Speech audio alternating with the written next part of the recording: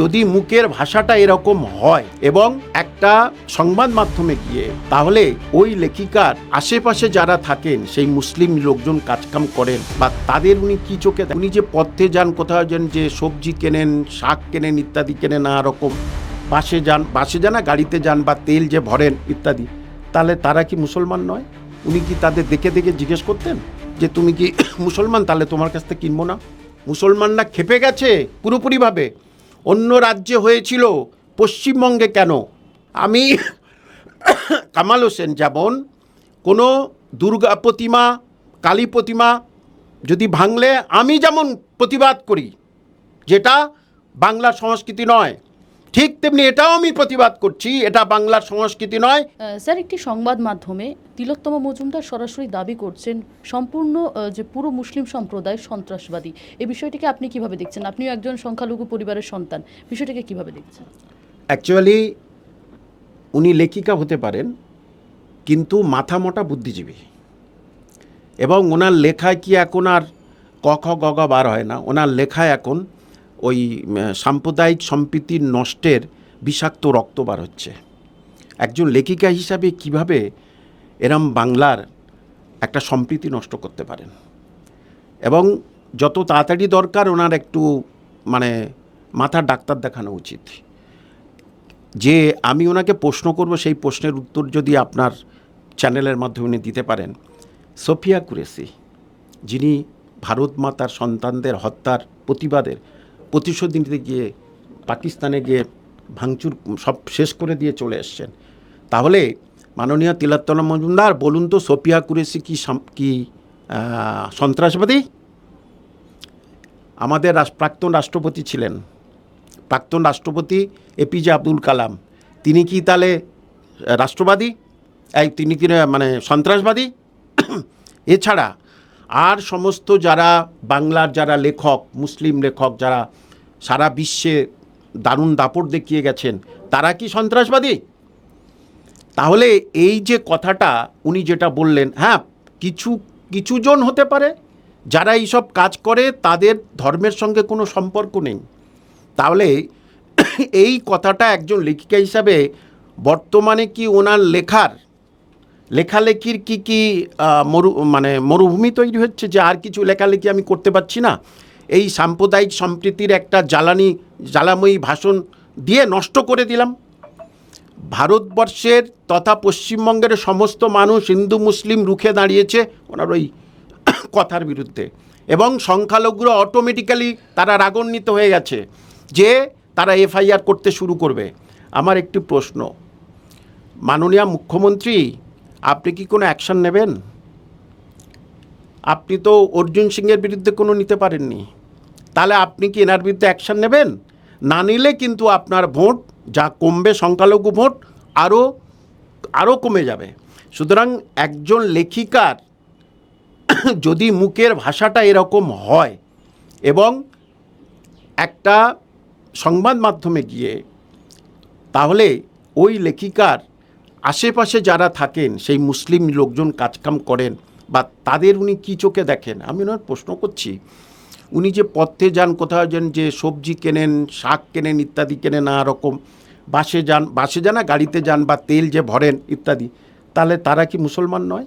উনি কি তাদের দেখে দেখে জিজ্ঞেস করতেন যে তুমি কি মুসলমান, তাহলে তোমার কাছ থেকে কিনবো না?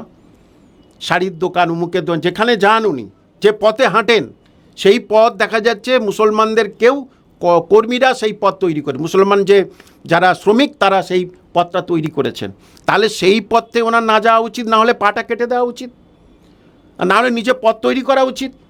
তাহলে উনি কেন এই কথাটা বললেন, সেই জবাব দিয়ে কি উনি বলতে পারবেন? ওনাকে দুঃখ প্রকাশ না করলে রাজ্যের সংখ্যালঘুরা এবং যারা উদারপন্থী হিন্দু ভাই বোন, তারা কিন্তু ছাড়বে না। এবং একজন শিক্ষক, আমার কাছে হিন্দু মুসলিম সবাই সমান, সেখানে একজন লেখিকা হিসাবে কি করে এরকম সাম্প্রদায়িক সম্প্রীতি বিনষ্ট করতে পারে, অসাংবিধানিক কথা বলতে পারেন?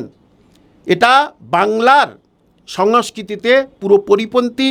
বাংলার রবীন্দ্রনাথ, নজরুল, সুকান্ত আর যারা আছেন, আবুল বাসার থেকে শুরু করে, তাদের সবাইকে কিন্তু উনি অপমান করলেন। স্যার, বর্তমান প্রেক্ষাপটে আমরা দেখতে পাচ্ছি যে বিভিন্ন রাজনৈতিক দল ধর্ম নিয়ে যেন রাজনীতির একটা আকার তৈরি হয়েছে, তার থেকে কি প্রভাবিত হলেন বলে মনে হচ্ছে? হ্যাঁ, নিশ্চয়ই। হয়তো বা কোনোভাবে একটু চেষ্টা করছে এইটা বললেই যদি আমি একটু টিকিট ফিকিট পাই, লেখায় আমার মানে খরা এসে গেছে, তো তাহলে টিকিট ফিকিট পাই। যে আমরা তবু শিক্ষক মশাই মাইনে পাই খাই, যে উনি ওইটাই ভেবেছেন যে লেখায় এখন খরা পড়ে গেছে, যে ওনার প্রশ্ন মুসলিম লেখক মুসলিম পাঠক পাঠিকা কি ওনার নেই? একবার বিবেকে বাঁধলো না যে এই কথাটা আমি বলবো? যেখানে ভারতের স্বরাষ্ট্র দপ্তর আফগানিস্তানের স্বরাষ্ট্রমন্ত্রীকে নিয়ে এসেন, রেড কার্পেট পেটে নিয়ে আসলেন, সমাদর করলেন, তাকে খাওয়ালেন, রাখলেন, সেখানেই আপনি মুসলিম প্রজাতিকে আপনি বলছেন, জাতিকে আপনি বলছেন যে তারা সন্ত্রাসবাদী। তার মানে আকার ইঙ্গিতে আপনি প্রধানমন্ত্রী স্বরাষ্ট্রমন্ত্রীকে অপমান করলেন। এখানে কোথাও উস্কানি দেওয়া হচ্ছে বলে মনে করছেন? 100% উস্কানিমূলক বক্তব্য, 100%। মুসলমানরা ক্ষেপে গেছে পুরোপুরিভাবে। অন্য রাজ্যে হয়েছিল, পশ্চিমবঙ্গে কেন? পশ্চিমবঙ্গে এটা আমরা মন্দির মসজিদের সহবাস্থান, হিন্দু মুসলিম একই পাতে খেয়ে আমরা বড় হয়েছি। সেখানে একজন লেখিকা হিসাবে একজন মূর্খ কম শিক্ষিত সে বলতে পারে, কিন্তু একজন লেখিকা হয়ে এই কথাটা কেন বলছেন? আমি কামাল হোসেন যেমন কোনো দুর্গা প্রতিমা, কালী প্রতিমা যদি ভাঙলে আমি যেমন প্রতিবাদ করি, যেটা বাংলার সংস্কৃতি নয়, ঠিক তেমনি এটাও আমি প্রতিবাদ করছি, এটা বাংলার সংস্কৃতি নয়, ইমিডিয়েটলি ওর বিরুদ্ধে এফআইআর করা উচিত মাননীয় মুখ্যমন্ত্রীর।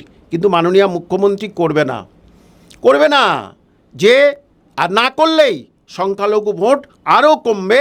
সংখ্যালঘু ভোট অন্তত মমতা ব্যানার্জিকে দেবে না, চলে যাবে নওশাদ সিদ্দিকী, কংগ্রেস এবং সিপিএমের। সংখ্যালঘুদের এর প্রতিবাদ করা উচিত বলে মনে করেন? তারা প্রতিবাদ করবে। আজকের সকাল থেকে আমি প্রচুর ফোন পেয়েছি যে এর প্রতিবাদ করা উচিত। তারা আমাকে বলেছে, সোশ্যাল মিডিয়া আমাকে বলেছে এর বিরুদ্ধে প্রতিবাদ করা উচিত। এবং সিদ্দিকুল্লাহ চৌধুরী তথা হুমায়ুন কবির তথা কাসেম সিদ্দিকী কেন কোনো কথা নেই কেন? জানে এটা নিয়ে বললে আমার পথটা থাকবে না, ওই করে তো খায়। তাহলে আমি কামাল হোসেন বলছি, সোচ্চার হচ্ছি, ওরা ওখানে মন্ত্রীতে বসে আছে, ওরা কেন এইটা মমতা ব্যানার্জির কানে বলবে না? এবং ওরা সাংবাদিক সম্মেলন কেন বলবে না যে তুমি উইথড্র করো, ক্ষমা চাও, না হলে কিন্তু তোমার বিরুদ্ধে অ্যাকশন নেব? করবে না। সংখ্যালঘুরা মরুকগে, সংখ্যালঘুদের যে যা বলে বলুকগে, আমার ভোটটা চাই শুধু, আর কিছু না। ভোট রাজনীতি ছাড়া উনি অন্য কোনো খেলা খেলেন না, শুধু ভোটের রাজনীতির খেলার খেলোয়াড় উনি। আরো ভালো ভালো খবর দেখতে সাবস্ক্রাইব করুন বাংলা হান্টের ইউটিউব চ্যানেল। বাংলা হান্টের আরো খবর দেখতে নজর রাখুন। বাংলা খবর মানেই বাংলা হান্ট।